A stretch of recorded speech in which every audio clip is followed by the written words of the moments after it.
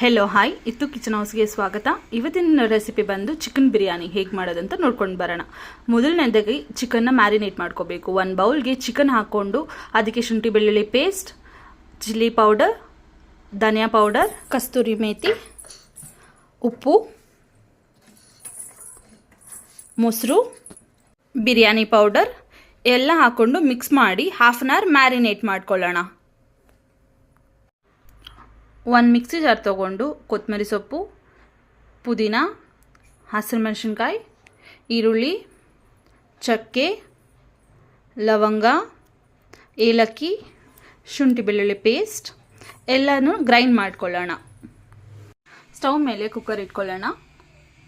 First oil ಹಾಕ್ಕೊಂಡು ಪಲಾವ್ ಸಾಮಾನು, ಜೀರಿಗೆ, ಸೋಂಪು, ಕಸ್ತೂರಿ ಮೇಥಿ, ಚಕ್ಕೆ, ಲವಂಗ, ಏಲಕ್ಕಿ ಎಲ್ಲ ಹಾಕಿ ಚೆನ್ನಾಗಿ ಫ್ರೈ ಮಾಡ್ಕೊಳ್ಳೋಣ.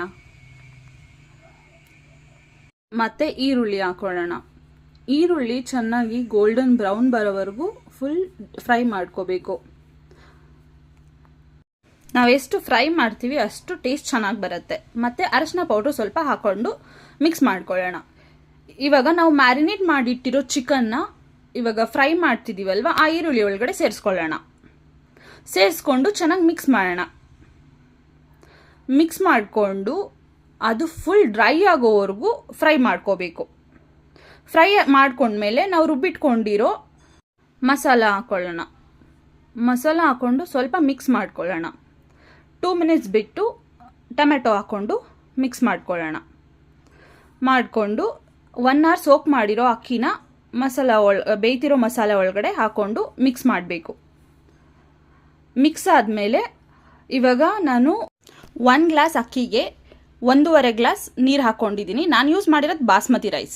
ಸ್ವಲ್ಪ ಉಪ್ಪು ಹಾಕ್ಕೊಂಡು ಮಿಕ್ಸ್ ಮಾಡಿ 1 ಸ್ಪೂನ್ ತುಪ್ಪ ಹಾಕ್ಕೊಂಡು ಕೊತ್ತಂಬರಿ ಸೊಪ್ಪು ಹಾಕ್ಕೊಂಡು ಲೆಮನ್ ಜ್ಯೂಸ್ ಹಾಕ್ಕೊಳ್ಳೋಣ. ಸ್ವಲ್ಪ ಹಾಕಿ ಚೆನ್ನಾಗಿ ಮಿಕ್ಸ್ ಮಾಡ್ಕೊಳ್ಳೋಣ.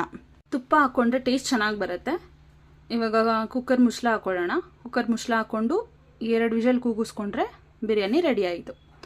ಸ್ವಲ್ಪ ಇವಾಗ ಲೈಟಾಗಿ ಮಿಕ್ಸ್ ಮಾಡ್ಕೊಳ್ಳೋಣ.